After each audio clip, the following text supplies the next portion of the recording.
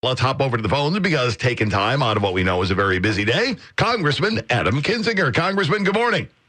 You know, actually, your bumper music, and I'm not a smoker, but it makes me want to kind of like have a cigarette, and go investigate a crime in the 30s. Put a trench coat on, put a trench coat on, put a fedora on, talk to a stool pigeon.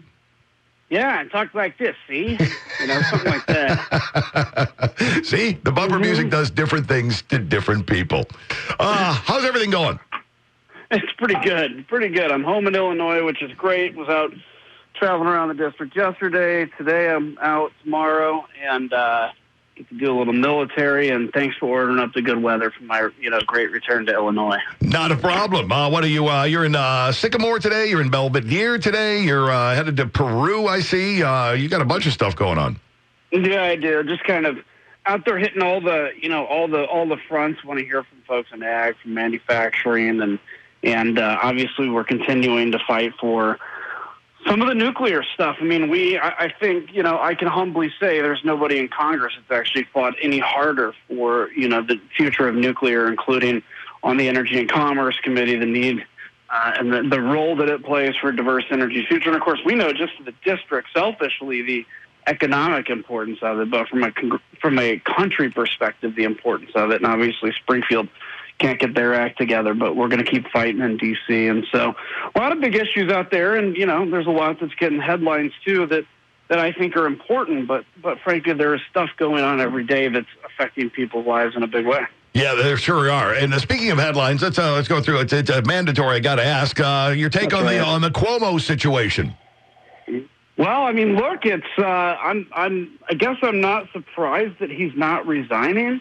While I didn't read the whole report, I think it's very incredible, that he obviously is doing. I mean, you think about the fall from grace. I mean, just a year ago, he was sitting there doing briefings for 2-3 hours a day talking about the virus, and it goes to show, how quickly fortunes and lots can change. And so I'll tell you, when Joe Biden, Lee Zeldin, and everybody else is organized on a belief that this guy needs to resign, it's probably time for that to happen.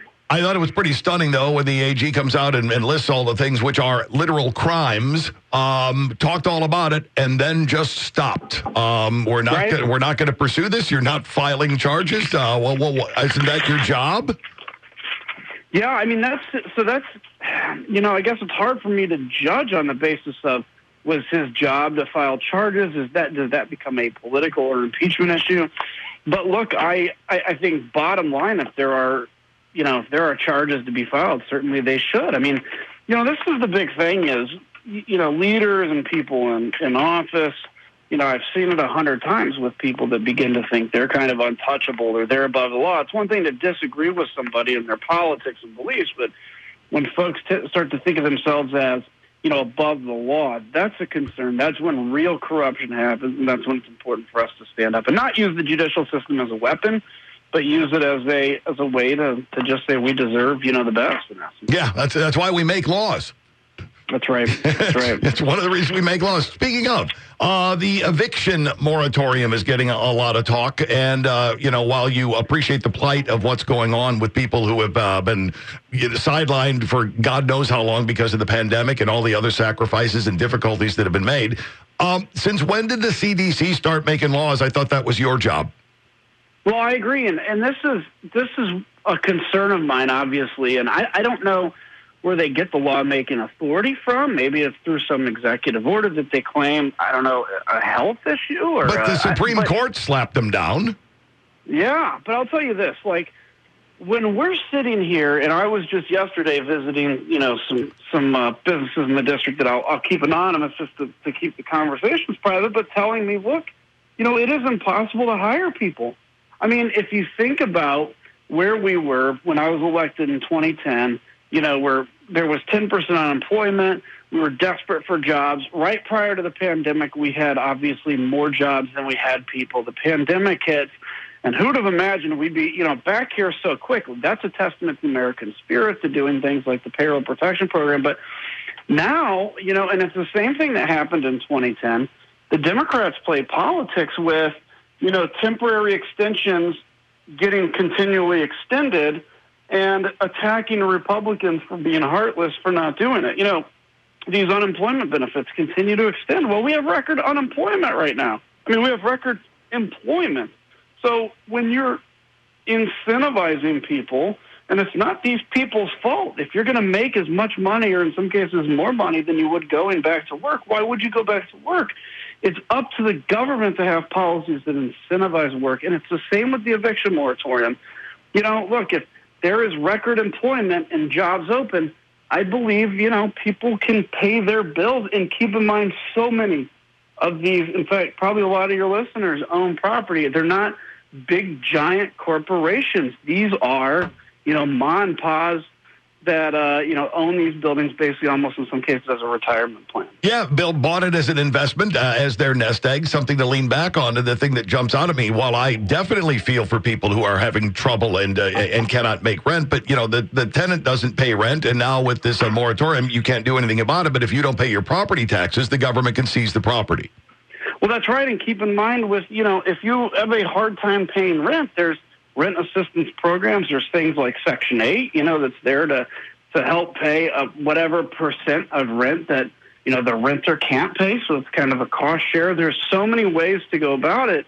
The answer isn't to say that, hey, everybody in the world just quit paying your rent. I mean, this is like that kind of far left, I forget who it was, some candidate in New York that was basically like, it's time to just basically stop paying rent. And look, New York rejected it. They basically elected in the primary one of the most conservative Democrats out there. So, we'll see where this goes in terms of the authority, but it's pretty sad. Yeah, I just don't remember the CDC becoming a lawmaking body, but it is. I don't either. Where do you... Right. I mean, if you think of mine, before we left, we were... debating whether or not to deal with this. So we left because we didn't deal with it, and all of a sudden CDC jumps, and I don't get it either. Well, head scratcher, and it's still unfolding, so there's probably going to be more on it even today. Where do you stand on the vaccine mandates? That's another thing that's got people divided on, whether or not it's okay to do it, whether it's constitutional to do it, whether it's something we should morally do. Well, look, I'm not for a vaccine mandate, when it comes to the federal government telling people we're going to force you to get vaccinated. At the same time, we are the party of private business. And if a business wants to tell you to wear a shirt when you go in to buy something, I think there also is a point where they can say get vaccinated. I will grant people points on the thing of when is the FDA going to approve this from emergency to full use. I get it, right? And there's a long bureaucratic process. But the bottom line is this vaccine is safe. If you have real concerns, talk to somebody that's not on the internet about those real concerns and get, those answered. But we are sitting here facing a surge in the Delta variant because, there's a lot of people that simply refuse to get vaccinated. If you have a real concern with vaccination, again, that's one thing. If you're not getting vaccinated because it's your way to prove your political affiliation, that's silly. So I don't like mandates, but I also think we have a responsibility to do this. And by the way, keep in mind, in the military, as a military guy, I'm mandated like 5 bajillion vaccines, even as a reservist, and every school kid is mandated vaccines too. So this isn't the mark of the beast. It's not Hitler, and it's not the Antichrist. If you have real concerns, I get it. But don't make your concerns because of your political affiliation. And one other note, before we let you go along the lines of military, I know this is a topic near and dear to your heart. The Afghan interpreters, contractors, security personnel, and the securing of visas for those who helped out American forces. Yeah, this is a real, we're hoping it becomes a good news story, real disaster. This is something I've been fighting ever since I've been in Congress, and which is we owe those Iraqi more in the past, but now particularly the Afghan translators, we promised them that they could get visas to the United States if they fought in battle with us, if they, basically were the translators between the Afghan people and the U.S. And when Biden announced he was leaving, he had no plan for this. And so it's been this kind of last-minute scramble to evacuate these 10 to 18,000 people that are being targeted, beheaded, and killed by the Taliban. I'll say it's not just the morally right thing to do, it's the right thing to do for the next war we fight in because we have to follow through on our promises. And progress is being made on this front? Yeah, to an extent. I mean, they've, there was some evacuations out of Afghanistan, but it's going to end up being a massive disaster, I fear, because keep in mind, most of Afghanistan is now under Taliban control when we left, and it's impossible for these people in all these districts in Afghanistan to travel to the airport. And so we're sadly going to see thousands and thousands of people, I think, targeted by the Taliban. Yeah. But it's like the old starfish story, right? Everyone we get to throw back in the ocean or bring, to safety is a success. Yeah, that's true. And I suppose at this point, that's the way you have to look at it. Congressman, as always, I know how busy you are. I appreciate you carving time out of your day for us, and I look forward to getting together next month for another chat. You bet. My honor. Take care, guys. Thank you. There's Congressman Adam Kinzinger.